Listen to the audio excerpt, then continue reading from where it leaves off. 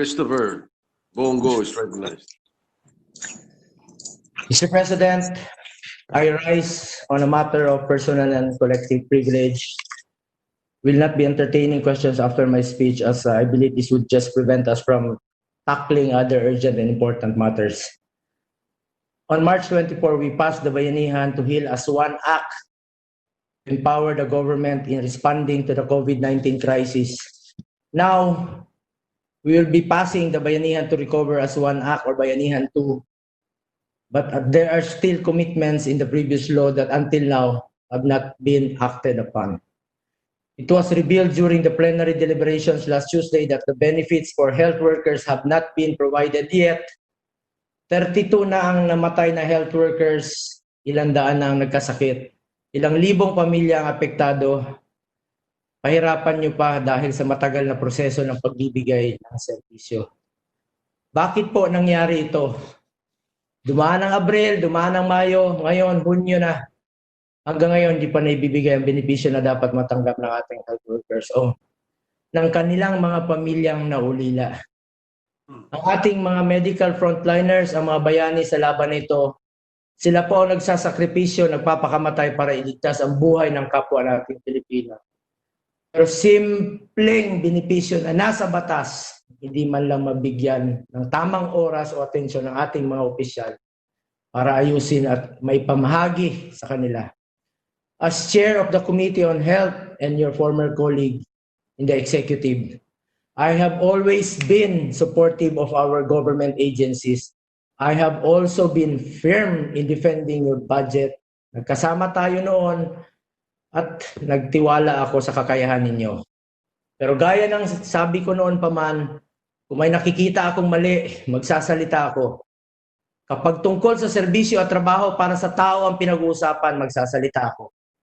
The President has been very clear against red tape. In fact, he has firmly stated that within 42 to 72 hours, all papers should have been acted upon. Ibig sabihin, huwag patagalin, huwag patulugin sa lamesa. Ito, 2 buwan na po, wala pa rin. Bakit matagal? O sadya bang pinapatagal? O wala bang gumagalaw sa inyo? Ang Pangulo na rin mismo ang nagsabi na dapat magbigyan ng karapatang suporta ng ating mga health workers at ang kanilang mga pamilya. Huwag natin hayaan na mabaliwala ang sakripisyo nila dahil lang sa mabagal na bureaucracy.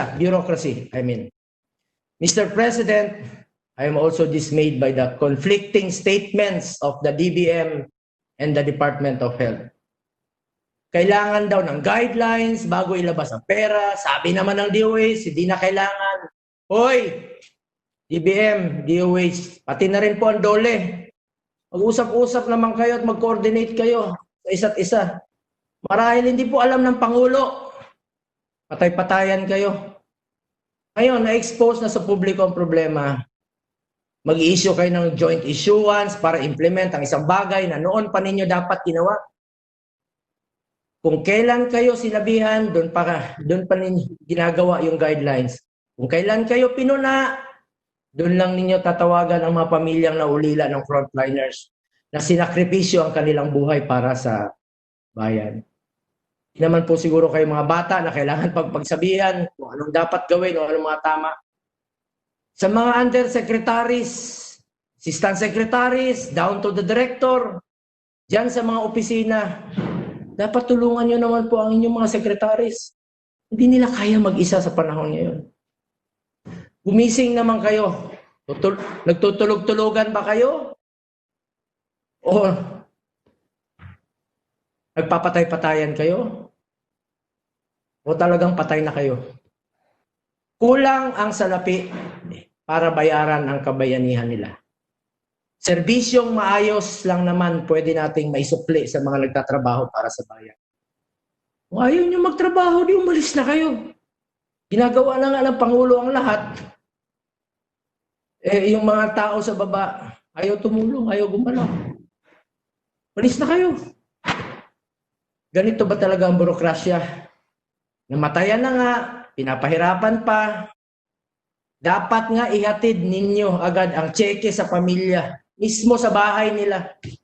Iabot ninyo dun. Masasayang lang ang oras ninyo sa pagsagot ng mga batikos kung kaya sana ay gumalaw na lang kayo sa lalong madaling panahon. Wala na yung programang Hoy Gising pero hoy, missing naman kayo. Our health workers are doing one of the most difficult and dangerous jobs against an unseen enemy. A sickness until now has no cure. They have paid the ultimate price, their lives, so that the rest of our countrymen and women will continue to live.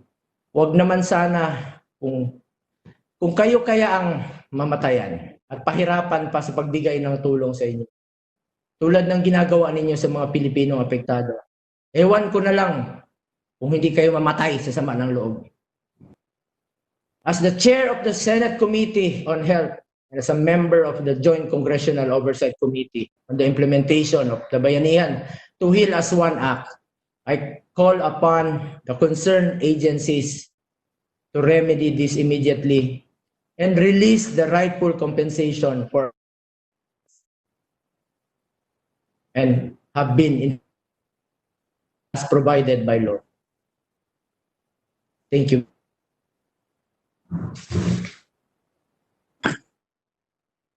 The minority floor leader would like to be recognized, Mr. President. Thank you. Yes, Minority Leader. Thank you, Mr. President. Thank you, Mr. Minority Leader. For the record, let me extend my commendation and congratulations to the gentleman from Davao for that very expression of concern for the welfare of our frontliners. However, I would like to make it a record and probably put a parliamentary inquiry on the record. As we said, we commend the gentleman from Davao for his taking the privilege hour to call the attention of the bureaucracy on this neglect on our frontliners. But the good gentleman has said he will not take questions. That is the privilege of the gentleman from Davao because he has the floor and he can always take the position that he will not take questions. We recognize that, and that is the privilege.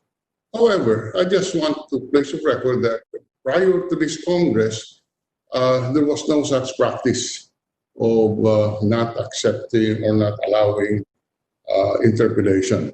And because historically and by tradition, the Senate has always been known to be the arena where the policies of the national governments are debated, either through law or through resolutions or through privileged speeches. And that is when theories are tested, when policies are debated, when in the effort to come up with a better policy. And as I would repeat, it is the privilege of the gentleman from Davao not to take questions on interpellation. And under our rules, the parliamentary rules, we could not do anything. I just want to know, however, if this is the new normal that we have, Mr. President, not allowing interpellations on the floor in an effort to thrash out policies and strengthen the positions that we would take on national issues. I'm placing that on the floor, Mr. President. Thank you very much. Yes, as you well mentioned, it is the prerogative of the senator. But indeed, it was never the practice to not entertain any questions or interpellation anytime you stand on the floor or anytime you rise or take the floor. It happened before, once or twice. Senator Miriam Defensor, he didn't want us to interpellate her during the RH debates. I remember that, Senator Enrile and I. But usually, the practice is that when you rise, you you have to answer the questions or you have to allow yourself to be interpolated. Perhaps it will be the gentleman from Davao will be well advised to next time. Anyway, he has a very good point that he should allow it. Although, as you said, we cannot force anyone to yield the floor to anyone when he rises. Unfortunately, and I just recall that indeed in the records it shows that there were times. And We do understand the point of then Senator Miriam. yes, We do understand also the point of Senator Drilon.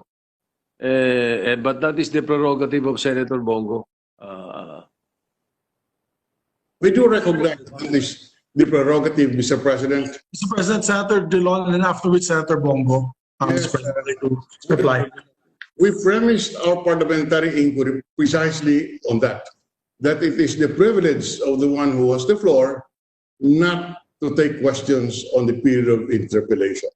And that is why the Senate President has, cited the case of Senator Defensor, the only one that he could cite in his 20 or more years of service in the Senate.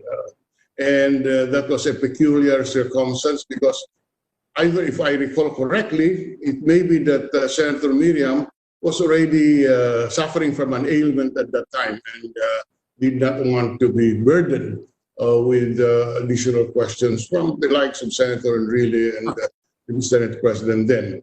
But I'm just putting it on the floor as I recognize parliamentary rules. I recognize privileges of a senator on the floor, and we do not question that. We just want to know if this is now the new normal in this Congress. I don't think it is. Definitely not. Okay. Mr. President, may we recognize Senator Bongo to Senator Bongo is recognized. Mr. President, the observation of the minority floor leader is well noted. Thank you very much for the reminder. But it depends on the issue, Mr. President, if I'm willing to be interpellated. Itong issue na ito, it's my privilege. And siguro kung baka matatagalan tayo, maubos yung oras natin dito. Remember that we are colleagues here. We are elected by the people and we are all senators.